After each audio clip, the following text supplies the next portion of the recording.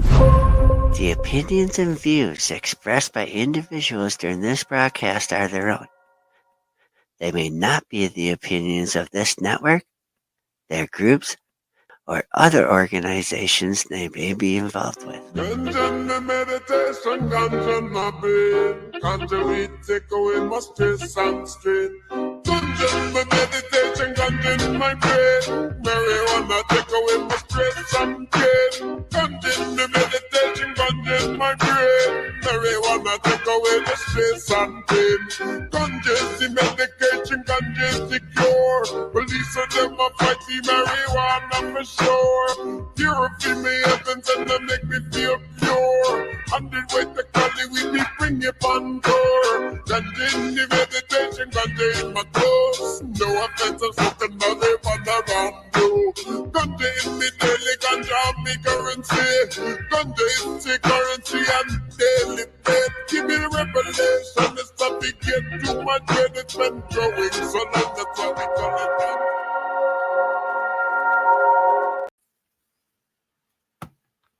Hello everybody, and I don't have my freaking lines up because I had to restart, and we've been seem to be glitching out a little bit too. So if it keeps glitching out, we might have to just go to a rerun. If it I don't know, it was playing through the thing, but we'll play it. We'll go by ear and see how it goes. So welcome everybody to the Ganja News update, and there's other lines, but I don't have them loaded. And welcome my amazing host, Michele. How are you tonight, Michele? Oh, I'm okay. The time change is kind of kicking me in the ass, but you know, like everything, this one bothers me. The other one really doesn't. I can always use an extra hour, but when I lose an hour, yeah. So, yeah. See, I was explaining to you, I work for myself, so I don't get up at a set time. So I really do in the last couple of years have really gone by the cycles of the sun. So yeah. I don't notice it because I just sleep in another hour. My body just adjusts according to the amount of sunlight I'm getting. And I went off schedule. I work for myself and I don't have to live a schedule except for when my son gets up. But other than that, I still go back to bed if I'm tired. But it's just, I don't notice it as well as other people do. But I used to notice that shit really hard when I had to wake up at 7 o'clock every morning.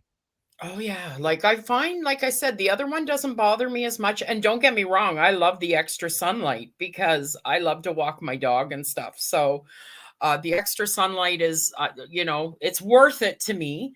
But I just don't know why we don't have it all year round, because I think it would really help for seasonal affect disorder, even if it was in the winter, even if we stayed later in the winter. Pardon? Do you know they're trying to get rid of daylight savings times? They're spinning legislation in Canada. Yeah, they were coming out with statistics. They've been coming out with statistics. I actually just watched a story on it a couple days ago that it's really bad for mental health and affects overall health to have the time changes. And they've been putting in legislation to get rid of it in Canada. But I guess they have to get the Americans on board. So it's not going to happen anytime soon. But there is people saying that daylight savings isn't needed anymore. So why are we doing it? Exactly. And I don't know how many countries actually do daylight savings. I don't know the statistic of whether it's just a North American thing or if every country does it. So I don't know how many countries, I don't know how many countries actually do it. So we all have to get on board to do it. But I don't think it's going to change anytime soon. Yeah. Extra sunlight all year round, please. And I think that people that suffer from seasonal affect disorder would really appreciate it too. I don't really care if there's snow on the ground, but that doesn't bother me. I would still prefer for it to be lighter out later. So I hope you're right. I'll tell you one thing that I found made my mood really change this year, having that in my kitchen. It's a grow closet because I'm getting the extra sun. And that's why I don't have it blocked in with a tent, because that's what I'm using in my kitchen, as you can see. Yeah, I'm doing it to start my vegetables and all my cannabis and stuff. But I really feel like I'm getting I have way better once I got that going. And I really think I'm actually adding to my own energy. And that's why I said I didn't get a tent and black it in, was because I wanted that light in this kitchen. Oh, for sure. Well, we are late tonight due to technical difficulties, so we better hop on to our first story. And Better. it comes to us. It Go comes ahead. to us from global news. And I like the title of this. Are Canadians swapping alcohol for weed? What new data shows? Canadians are cutting back on alcohol purchases. A new report from Statistics Canada suggests as sales data shows a boost in another substance sales.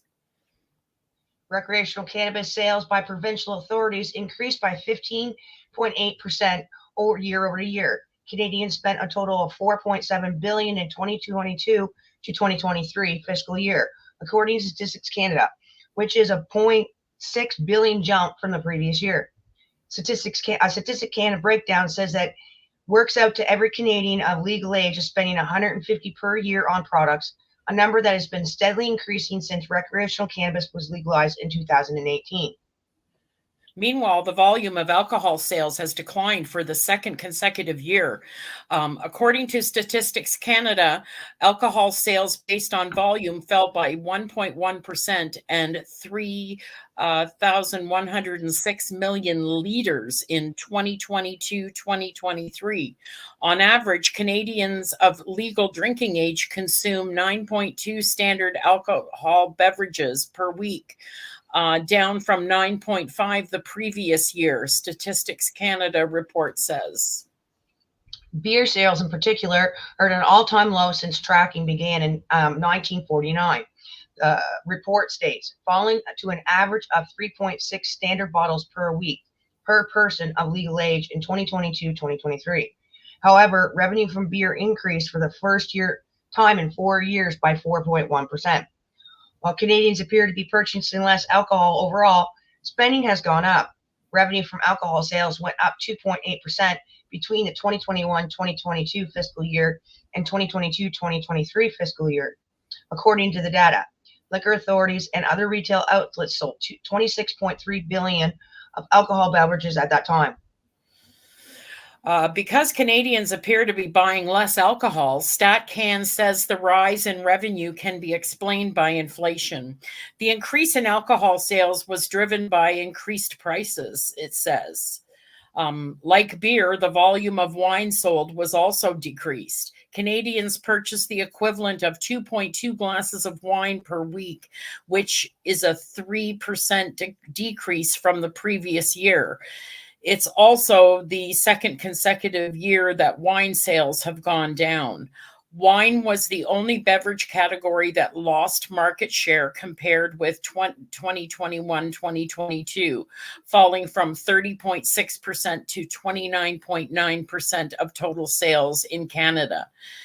Its lowest level since 2010 and 2011, the report notes.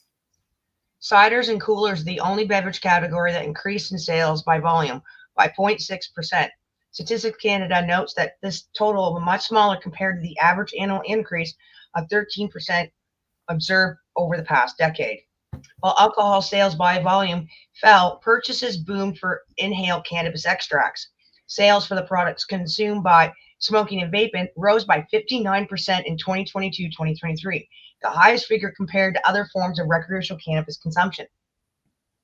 This category was the biggest contributor to the increase in cannabis sales, accounting for 2/3 of 67.6 of the 0.6 billion increase overall, the report says.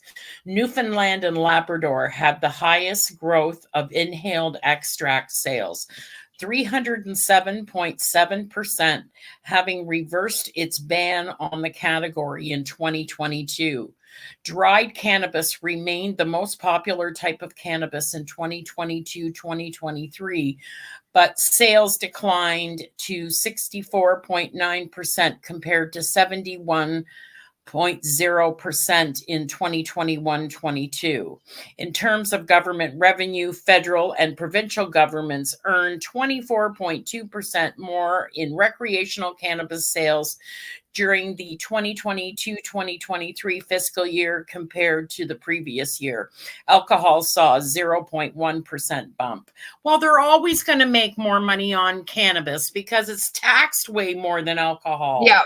What an asinine statement. Although I have to say cigarettes probably runs right behind that because they tax cigarettes pretty high too. Yeah. They pretty high. Overall, the total alcohol sales revenue in Canada at 13.6 billion still dwarfed the total cannabis revenues at 1.9 billion. The net total was to calculate combining income from provincial liquor and cannabis authorities, excise taxes, retail sales taxes, other specific taxes, and license permits. Yeah, well, I mean, the bottom line is that cannabis has a wellness aspect to it. Alcohol doesn't. Oh People God, are yeah. really thinking about that. I've noticed a lot. And for me, like my age of people plus, and it's not because they're goody two shoes or anything, but there's a lot of people that have jumped back into cannabis because it's now legal, right? You know, there's a lot of people my age and older who don't want to break the law. So I'm going to tell you, like, a lot of it is, I would say, late Gen Xers, boomers. Well, even people in my generation, I went to school with a lot of people that didn't smoke because it was illegal, even in my generation. And I've noticed a lot of them coming in and turning potheads as soon as it became legal. Now I joke around with these girls that I went to school with that never would touch it, right? So it was your generation, and I believe in mine there was a big turnover too, right? For sure. But yeah, no, like, and I noticed, like, as I get older, I can't even tolerate alcohol anymore. Oh, Like, listen, my stomach and my me body, my either. system do not like it. I can't even stomach it on someone's breath. That's No, how I get a bad it headache. is. I don't I even don't like get a the smell buzz. of it if someone comes up and talks to me. No, I can't. I haven't drank even a drop in 2 years because the last couple times that I drank, I didn't even get a buzz. I got a straight headache and a neck pain. So I'm like, well, my body doesn't like this stuff anymore. Yeah, my body actually repels it as well. But stomach wise, you know. And that's, you know, that's definitely one of the biggest reasons why I use so much cannabis. So oh yeah, 100% with me too. I don't really like anything else anymore. Cannabis and the odd microdose of mushrooms is the only thing I consume right now, and my body feels so much better for it. And I think there's a lot of people in our industry that would say exactly the same thing as you. See, as much as I would love to try to microdose mushrooms, they make me very nauseous. I've tried several times, but yet I can use functional mushrooms and they don't seem to bother me. It's just the psilocybin. It would be that it's the psilocybin that you're having a bad reaction to, not the actual mushroom itself, but the drug that produces. Yeah. So, but we'll lead into the next story, which kind of like plays off the last story. And this is from Winnipeg CTV News. Manitoba records highest cannabis sales spike in Canada. It seems more Manitobans are reaching for a joint or an edible instead of a pint.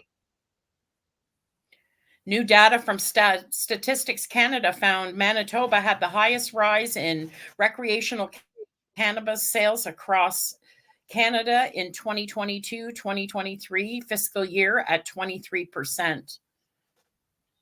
That's higher than. That's high. Go ahead. Oh, sorry. No, that's that was higher than. Oh, that's higher than the national average, which is up 15.8% from the year. From the year earlier. That equates to $4.7 billion in cannabis sales in Canada. Manitoba also leads the way in a decline in beer sales, falling by 6.7% in 2022-2023 compared to the year before. Conversely, Navajo saw the biggest increase. That territory was up 27%. Nationally, the total value of beer sales by liquor stores, agencies, and other retail outlets grew 4.1% to $9.3 billion last fiscal year, the first increase in 4 years. Still, beer sales by volume declined nationally at 65.1 liters per person of legal drinking age, at an all-time low since the government agency began tracking alcohol sales in 1949. Beer wasn't the only libation to take tumble. Wine sales fell 3% to 500 million liters across Canada. That's equivalent of 2.2 standard glasses of wine per week per person 18 years and up. This marked the second consecutive year that sales of wine by volume declined in the country. Meantime, sales of ciders, coolers, and vodka, this is kind of a repeat, but I thought they were going to warm up Manitoba, held steady with a slight increase of 0.6%. They were the lone beverage category to see an increased sales by volume. Overall, the federal and provincial governments raked in $15.5 billion from the sale of alcohol and recreational cannabis last fiscal year, a 2.5% rise from the year before. Statistics Canada says this is driven by increased prices. From March 22nd to March 23rd, the prices of alcohol beverages rose 5.9. Yeah, they jacked up the prices because of cannabis. The data was compiled based on sales volumes reported by liquor authorities and their agencies, including sales by wineries, breweries, cannabis authorities, and other legal outlets. Yeah, so kind it of just goes to show from the last one, but it does shock me that Manitoba was the biggest jump out of all the provinces. Yeah, and a big jump in Newfoundland as well. I mean, yeah, well, that goes to show, but because they weren't allowed to have concentrates, right? So they weren't allowed to have concentrates. The vape pens are selling like crazy. So we know now that convenience is what people want, right? I know a lot they of want convenience. Well, and there's just, you can't get that stuff in Newfoundland at all. Like, I know Newfies, right? And they buy stuff on the mainland and take it back to Newfoundland for their family and shit. So now that they can actually just have it there and not have to mail order it in, of course, they're just going to go buy it when they don't have to wait for it, right? Yeah, so, for sure. But yeah, it is medication time. Isn't it? No, it's not. What am I thinking? No, it's not. Next we have story. one more story. Yeah, no, I was looking at the time and I thought it was. Just hold on a sec. Advanced Brands, yeah. Next story is coming from MB Biz Daily. Advanced Brands trim losses to 1.5 million record cannabis sales exports. British Columbia producer Advanced Brands reported record net revenue of $26.3 million, $19.4 million in the fiscal year ended November 30th, 2023. From the sale of 7,105 kilograms or 15,663 pounds of cannabis. That's Canadian 6.2 million than the 20.1 million in net revenue recorded in 2022 from the sale of 3,934 kilograms of cannabis, the company said in its annual financial results. Avant attributed the increase primarily to impressive 1.4 million growth in recreational net sales and 5 million growth in international exports. The record sales helped improve Avant's net loss to 1.4 million for the year, 82% lower than the fiscal 2022.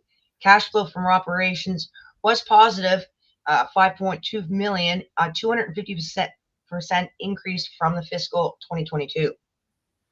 However, a note from the company's auditor accompanying its financial results highlighted a material uncertainty related to its ability to continue as a going concern. The note said that the company had incurred accumulated losses since its inception worth $65.9 million as of November 30th, 2023. Avant's losses have been primarily funded by the issuance of equity, convertible debentures, secured credit facilities, and advances from related parties, according to a regulatory filing. There's a material uncertainty related to these conditions that may cast a significant doubt on the company's ability to continue as going concern, and therefore it may be unable to realize its assets and discharge its liabilities in the normal course of business, the filing states. A similar note appeared in Avant's fiscal 2022 audited financial results. The company's ability to continue as a going concern depends on its ability to generate profitable operations or rise in adequate financing in the future. Avant's recent financials reported a record year for adjusted earnings before interest, taxes, depreciation, and amortization. Adjusted EBITDA was Canadian $4.4 million, representing a 132% increase compared to its previous fiscal year. By revenue channel, Avent's net sales in 2023 were $15.8 million from recreational cannabis, 10% more than in 2022. $10.2 million in bulk cannabis, up approximately 50% over the previous year. $154,000 in medical cannabis, a 38% reduction compared to 2022. $147,000 in management fees and other revenue, down 45% in 2022. Export revenue was $10.2 million and an all-time high for the business. We're thrilled by the remarkable. Oh, sorry. We're thrilled by the remarkable growth across all key financial metrics during fiscal year 2023, showcasing our dedication to strategic excellence and operational efficiency. CEO Norton Sangvon said in a statement, the successful integration of the Flower Group Okanagan sets the stage for even greater success in the fiscal year 2024 and beyond, bolstering our expansion efforts and strengthening our position at the global scale. Subsequent to the end of the fiscal year, Avent completed strategic loan restructuring agreements with Mena Investment Network and F20 Development Corp. These amendments enable Avent to reinvest our strong cash flow from operations into near-term strategic objectives, Singhoven said. So there you go. I don't know. It's pretty shaky for some of these companies. I don't know. I don't know what we're going to see in the next 6 months, but I don't think it's going to be good. Well, I just think that you're like I repeated it over and over again. I just don't think they take into account the amount of people that are just turning off corporations altogether and just growing weed for themselves and amongst themselves and just not paying mind to any of this shit. We read this stuff, but on a daily basis, I don't care what these corporations are doing because they don't affect my day. I like reading the stories on Mondays because it gives me an idea of what's going on in the greater picture. Exactly. That's what I love about it too. My cannabis day. You know what I mean? Like, there's just a lot of people that are realizing that they don't even want to support. You know what I mean? And like I said, where it's legal to grow for yourself, and it just people can barter and share still legally. And I know a lot of people that do that. I do that. There's plenty of friends that I barter edibles for smoke and back and forth, and that's the way we roll. Like, I don't even pay for my smokes. I barter them for edibles. Yeah.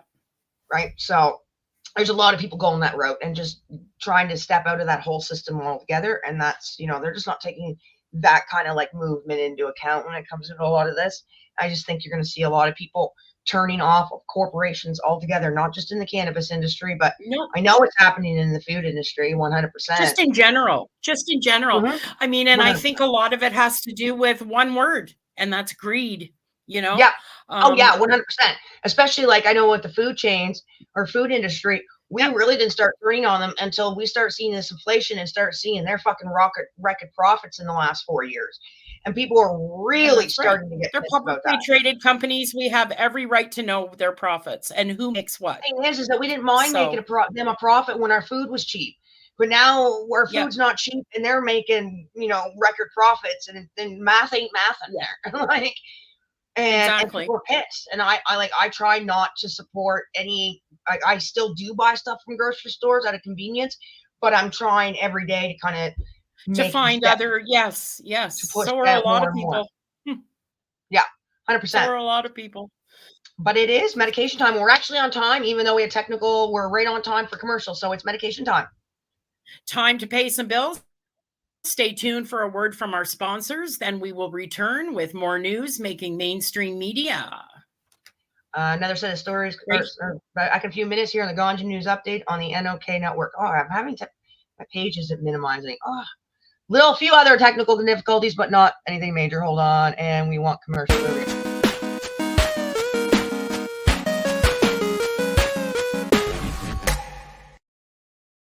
Are you a Northern Ontario resident? Searching for credible information on cannabis as a medicine? No Sir is here to help. Established in 2013, Northern Ontario Cannabis Education and Resources is here for you.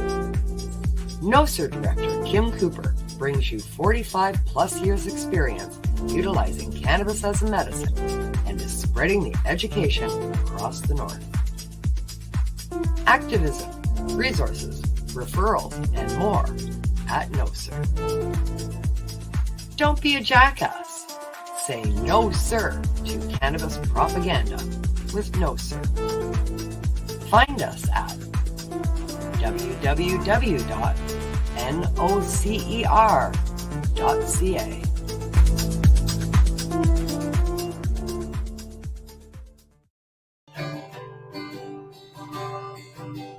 Peace, news, and views on NOK Network. Patients everywhere advocating cannabis evolution with Kim Cooper and Sir Steve O. Joint hosts interview people in the grassroots and corporate cannabis space across North America and beyond. Sit down with patients, entrepreneurs, lawyers, doctors, and others share their journey with this medicinal plant.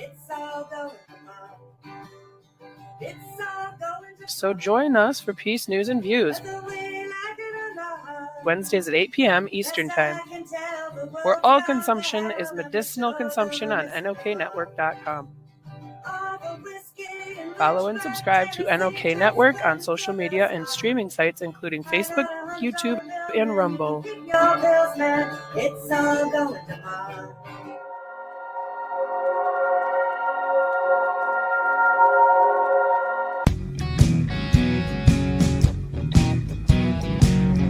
Psychedelic Tuesdays on NOK Network. Tune in at 8 p.m. Eastern Standard Time on Psychedelic Report.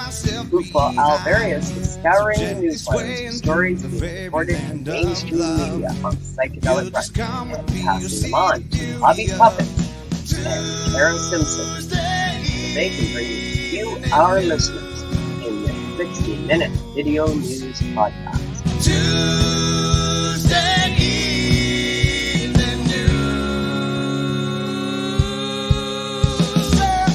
Join us for Tuesday Evening News, weekly at 8 p.m. Eastern Standard Time for all your news and information in the world of psychedelic medicine. Follow and subscribe to NOK Network on our webpage, social media, and streaming sites, including YouTube and Rumble.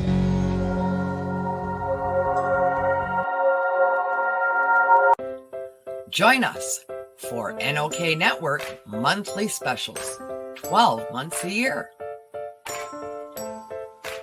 Movie nights, spotlight on entertainment, and live on location event coverage. Stay up to date about upcoming programming by subscribing to NOK Network on Facebook, Twitter, LinkedIn, and Rumble. Check out our webpage at www.nokknetwork.com. Advertising space available at NOK. Contact us for a rate sheet at knocknetwork.com.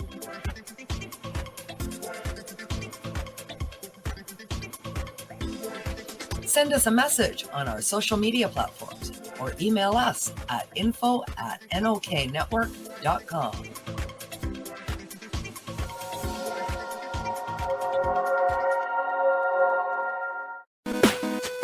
Welcome back to the show and our regular program.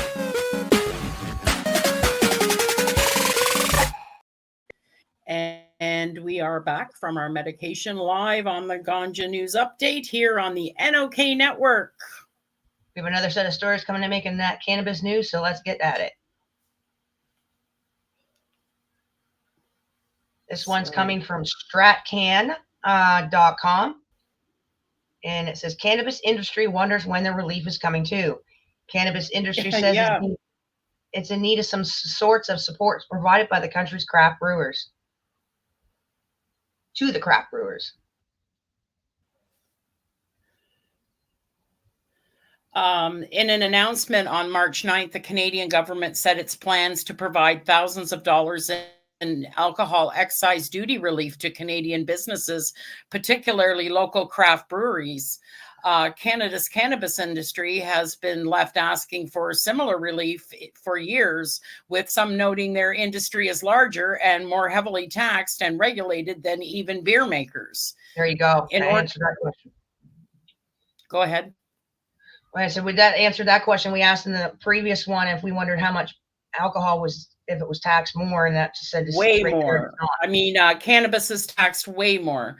In order to help alcohol businesses, the federal government is proposing to cap the inflation adjustment at 2% for beer, spirit, wine excise duties, and for an additional 2 years, and cut the excise rate on the first 15,000 hectoliters of beer brewed in Canada by half for 2 years. The government says it will provide the typical craft brewery up to $86,952 in additional tax relief in 24-25.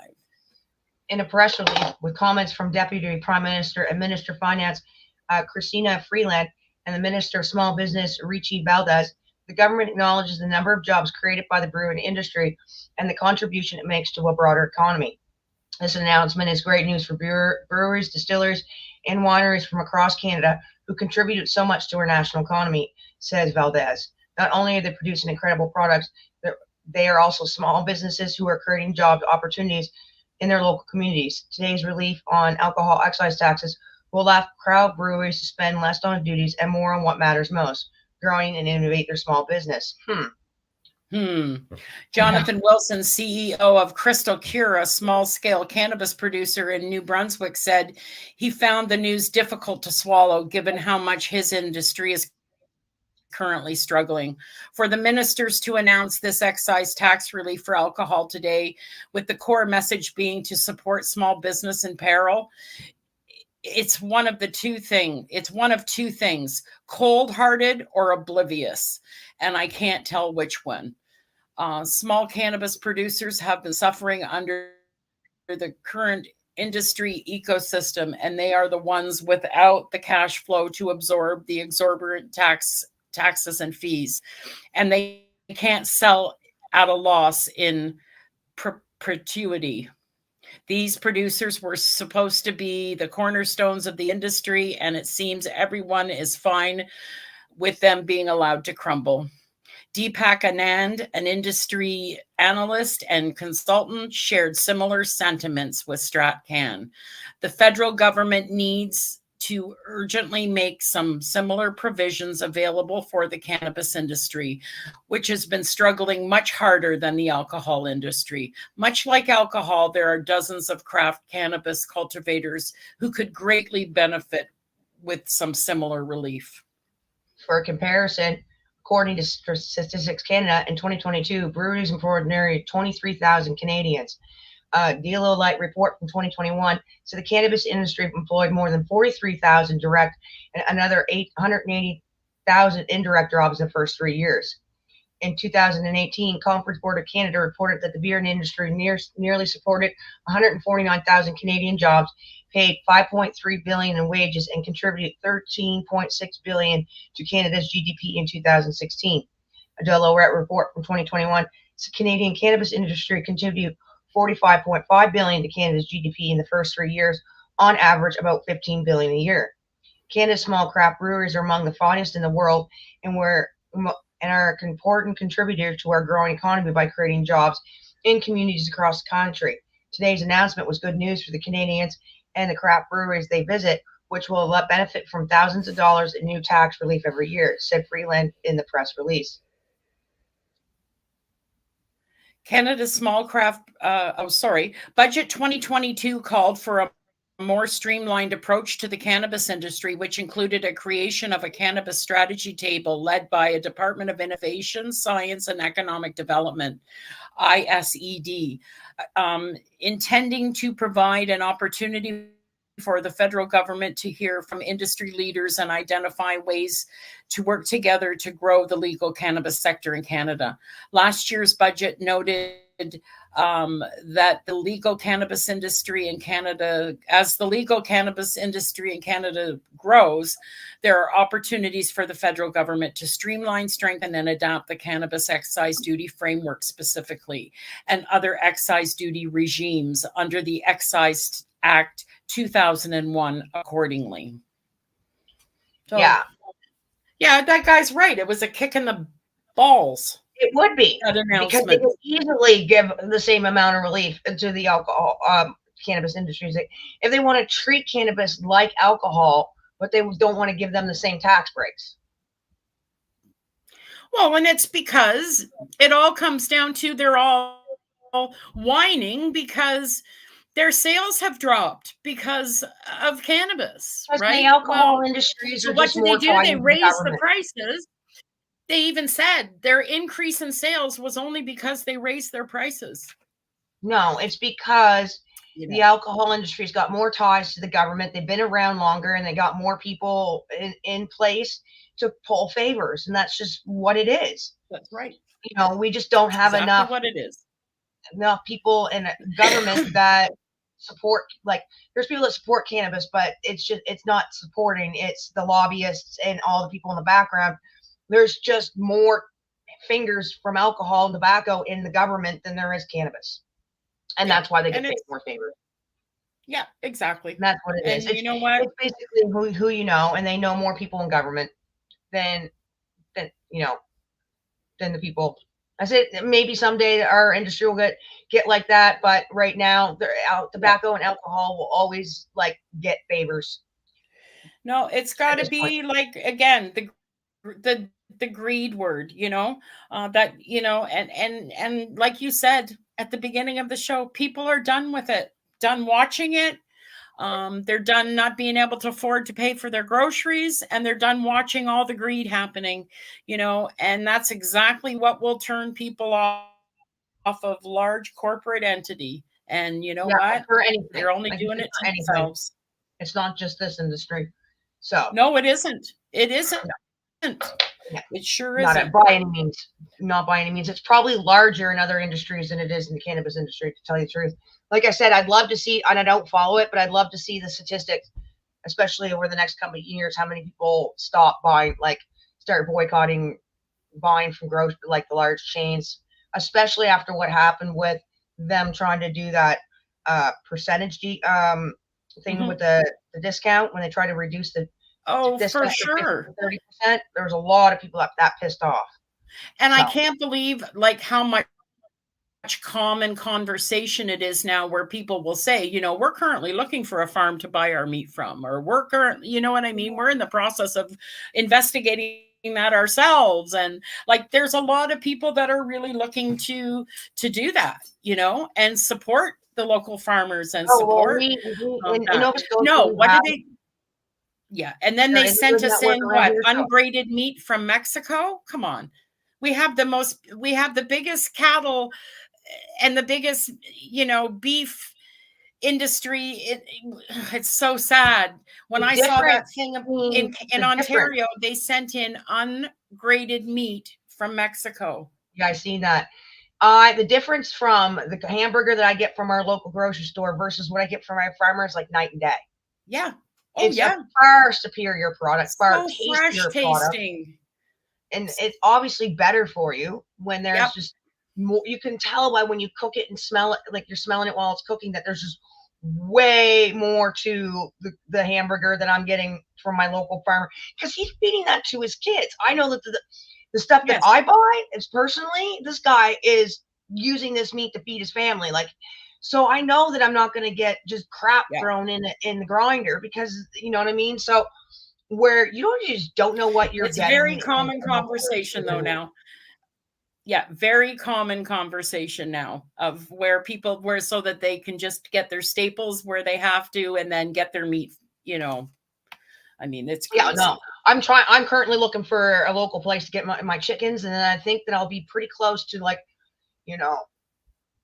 getting almost fully off grocery stores, but you know what I mean? It's a process, but that's about the only reason why I go to the stores right now is for grocery stores for my regular chicken breasts. But I don't Yeah, buy exactly. I don't buy my eggs from there anymore. I don't buy my beef from there anymore. My vegetables, I really try to limit on whatever's in season that locally I buy or freeze. I froze a bunch of local berries last year to use over the winter as opposed to going to the grocery store and buying them.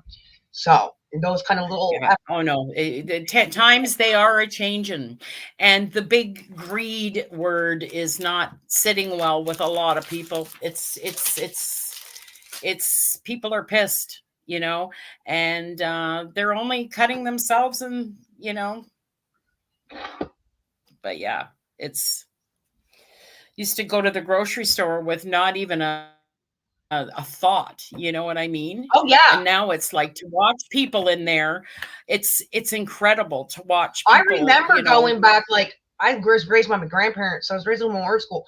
And I just remember going to the grocery store then with my grandmother versus when I go now. And it's just two different worlds. Like, and the thing was, the big one is that my grandmother trusted all these brands. She never questioned, like, when she picked something up at the grocery store. And now we're questioning everything that's sitting on that shelf. And that's the thing, the biggest change is that we didn't question what we figured if it's on the shelves, it's got to be good for us. And we're realizing in a hurry that that's not the case. That like, I know that my grandmother was from that generation where they slowly convinced her that homemade stuff, this was better than homemade stuff. You know what I mean? So we're reverting back where the generation is like reverting back and realizing that's not the case. They just sold us a lie. And shrinkflation, the size of the portions now. Like when you pick up something in the store, like I know this was bigger. That just the food quality has gone down too. Yeah. Like I can taste, I don't know. I thought I was going crazy, but I've been reading some articles about like they're putting more fillers and less quality ingredients in the food itself that you're getting too. So you're getting you're getting smaller sizes, but you're also getting way less nutritional value, and you're getting a lot of substitutes that are cheap chemicals, right? So that's another problem. And I noticed a lot of I won't buy canned soups and canned anything anymore. I don't even buy frozen vegetables. I buy them fresh and then I flash freeze them myself, just so I know that. A lot of people do that. I there's a lady on TikTok that, man, oh man, she's incredible. Well, because you're becoming aware of the fact that like I became very aware. I noticed a really metallic taste in like the frozen strawberries, and I can't wash this shit off. So now I buy fresh strawberries. I wash it and fucking rinse it properly, and then I put it like I just started noticing, like, especially in like the prepared foods, like a really metallic taste to stuff, and I'm like, I don't trust this food anymore. No. I just don't think they're washing it down anymore. Our second last story tonight. Yes.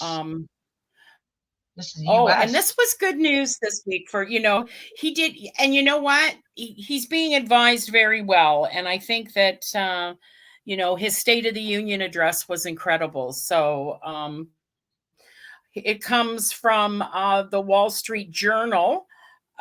.com, and it's Biden push to ease cannabis restrictions sparks tension. Potential reclassification of cannabis prompts objections from some federal officials who believe the move is half-baked. Oh, this is one of those paywalls ones. Oh, do you have a paywall? I have a paywall on mine. Yeah, so do I. Shit. But yeah, okay, so I guess we'll go to the next story. We'll have to follow up on that one next week. We'll find an on paywall version of that one. And well, we all know what happened basically, and we know. I mean, yes, of course, he's going to use that as an election. He's got no choice right now. Not to. He'd be stupid not to, because it's just oh my God, please. I just want anybody but Trump. I mean, Biden hasn't been that bad. He hasn't been the greatest, but he's not the worst. I just don't want to see another fucking Trump, and it's looking like it's going to be Trump. Like, well, and the other thing that I'm really impressed with is the fact and I know that his son has had, drug problems, serious drug problems, but the fact that he recognizes the harm reduction aspect to cannabis, that really impresses me, especially a man of 80, whatever he is. That's about the only reason why I don't think he should be, because I think he's just too old. Like he's a little old, but he's still a better option than Trump, in my personal opinion. Like, I don't live in the States, but from when I see Trump, I wouldn't want him leaving my fucking country. Well, I'm telling you right now, it's he's going to pull out all the stops, and and cannabis is definitely a stop. We know, because it happened here in our country. Unfortunately, they used it as a ploy in this country, but they did it too fast and didn't think it through. So at least maybe they'll learn from all the mistakes that were made. I personally, just the only reason why I was like, maybe this guy will do something different, was because he was so much younger, Trudeau. But he's been a fucking headache since he's been in office. That's the only reason I was like, oh, maybe he'll be a little different because he's not so old. But no, they're all the same. Listen, they're what? They're not the ones really making the decisions. They really aren't. They're just the front men. And it's just for political purposes. It's for political purposes. And once you start bringing things in for the wrong reasons, that's when shit hits the fan. And that's exactly what happened here. But let's move on to Netherlands for our last story. Let's get that one loaded up here.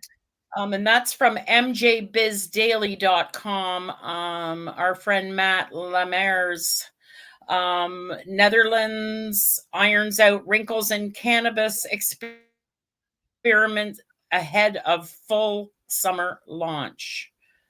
Dutch authorities have ironed out issues involving the Netherlands cannabis experiment, government and industry officials told MJ Biz Daily.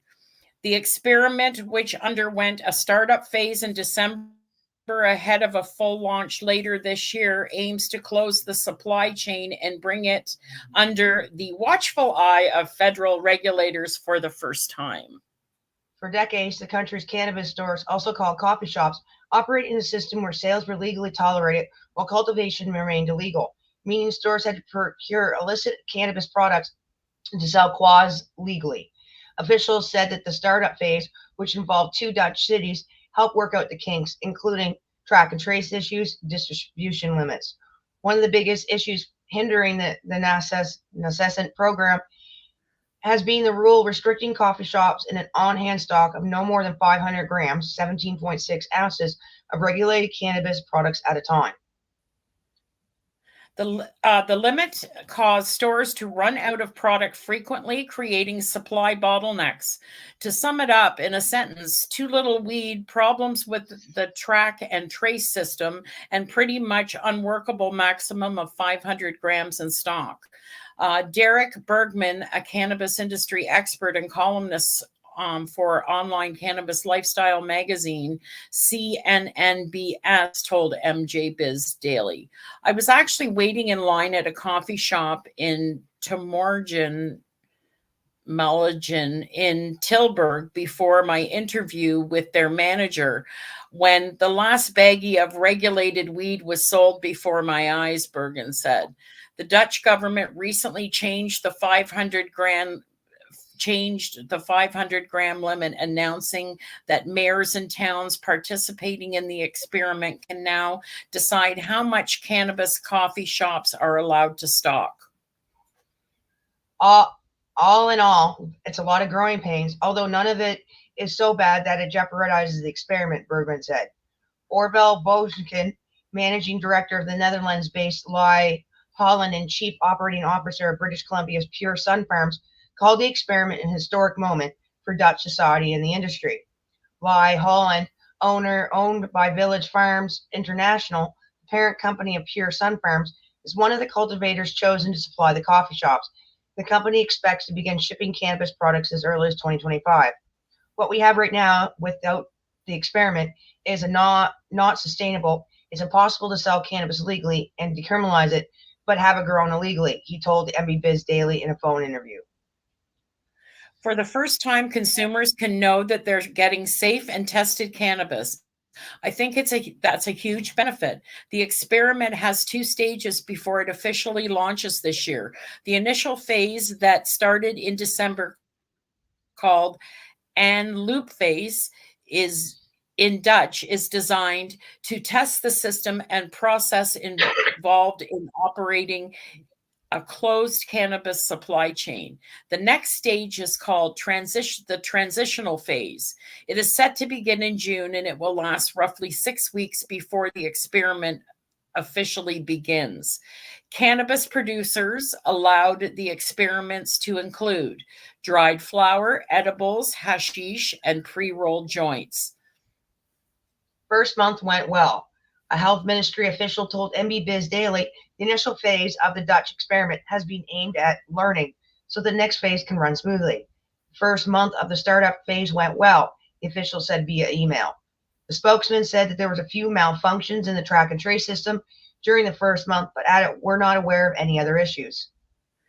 The spokesperson didn't elaborate on the track and trace issues, how widespread they were, who was affected, or for how long.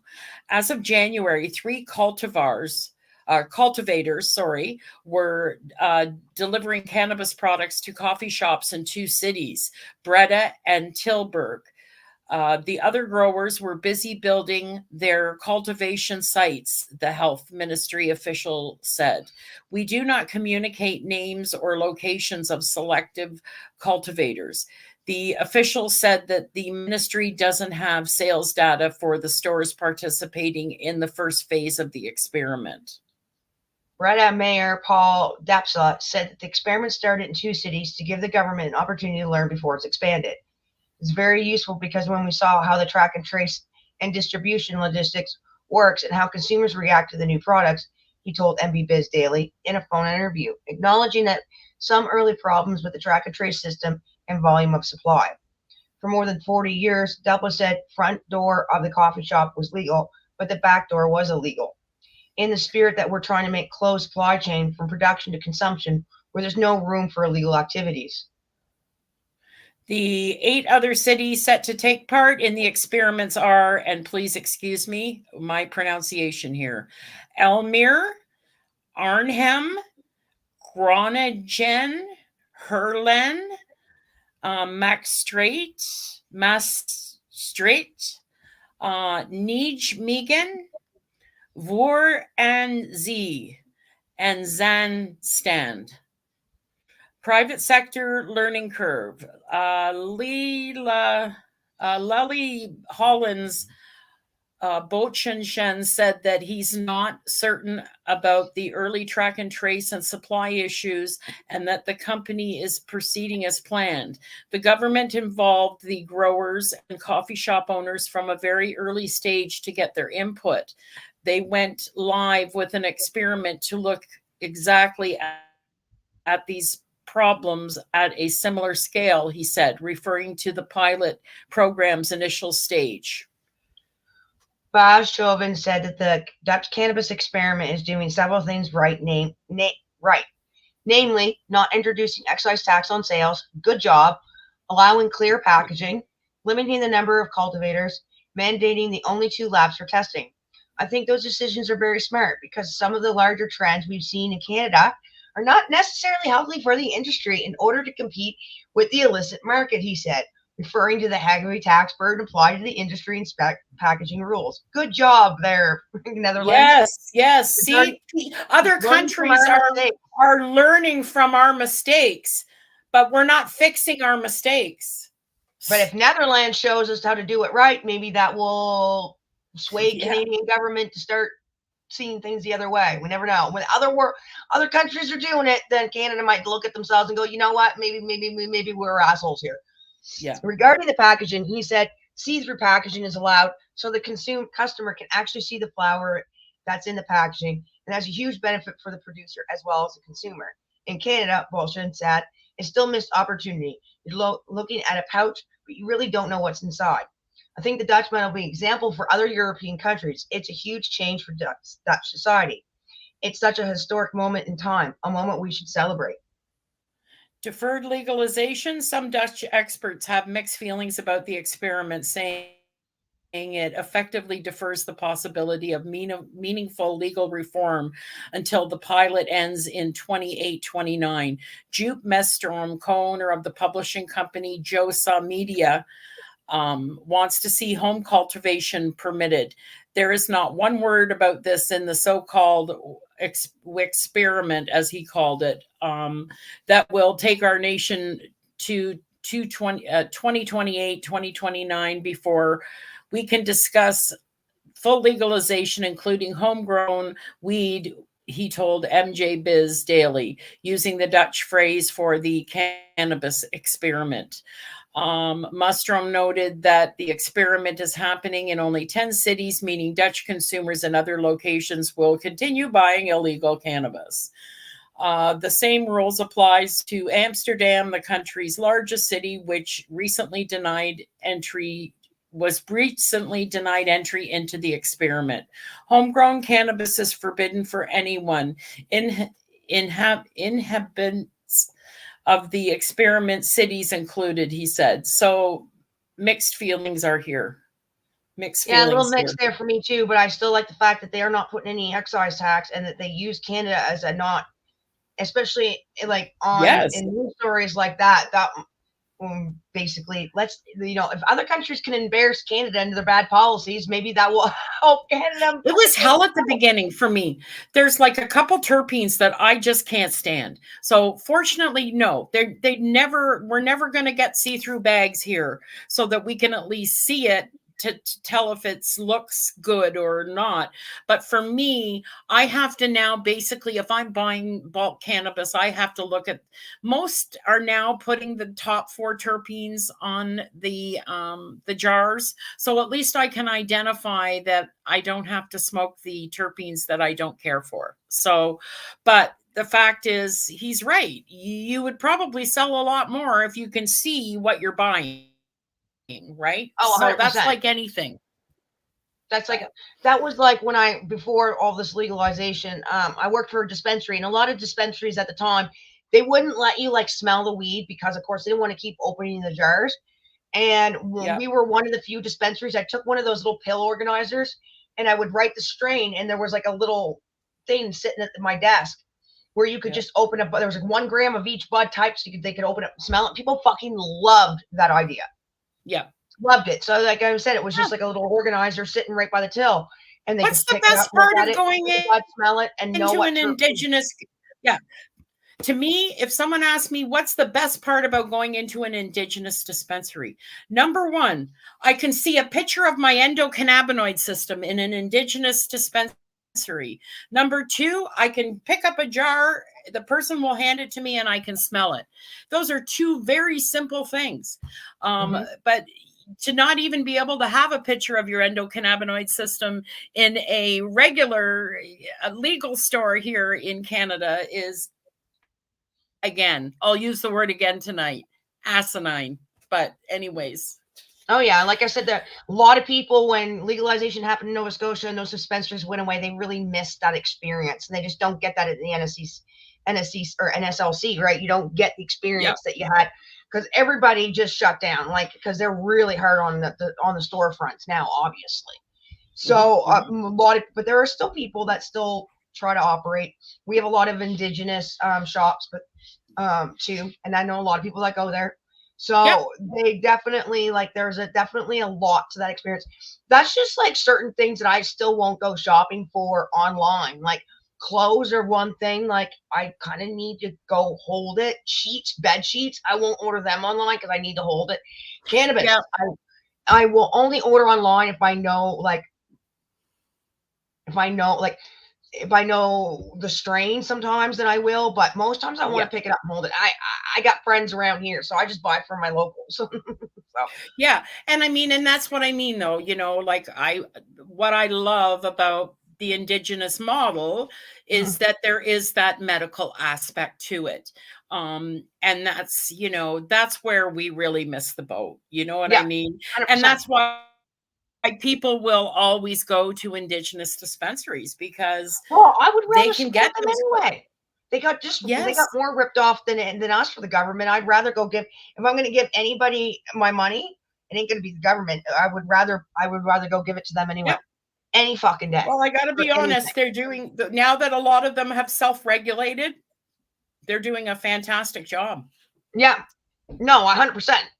That's, I know that the best shops that are around here in Nova Scotia are Indigenous shops. 100%. Yeah. Yeah, for sure. So anyways, yeah, thank you for joining this week on the Ganja we News still Update. finished basically 4 minutes late, and that was because we were yakking anyway. So yeah, exactly. Thank you for joining this week on the Ganja News Update on the NOK Network, and tuning into our video podcast on the NOK Network's Rumble and YouTube pages, as well as our social media sites. We hope you enjoyed your update on mainstream media coverage of cannabis news from around the globe. Many thanks to our sponsors for making the show possible, and thank you to my joint host, Michele, and you, our listeners, for joining each week on Medication Mondays with the Ganja News Update on the NOK Network. Take care, everyone, and have a great week. Ganja my meditation, ganja my brain. Ganja weed take away my stress and strain. Ganja my meditation, ganja in my brain. Marijuana take away my stress and pain. Ganja in my meditation, ganja in my brain. Marijuana take away the stress and pain. Ganja is the medication, ganja is the cure. Police of them a fight the marijuana for sure. Purify me heavens and they make me feel pure. 100 way to Cali, we need bring it on tour. Ganja in the meditation, ganja in my clothes. No offense, I'm smoking marijuana around you. Ganja in the daily, ganja me currency. Ganja is the currency and daily pay. Give me the revelation, it's not to get too much credit and throw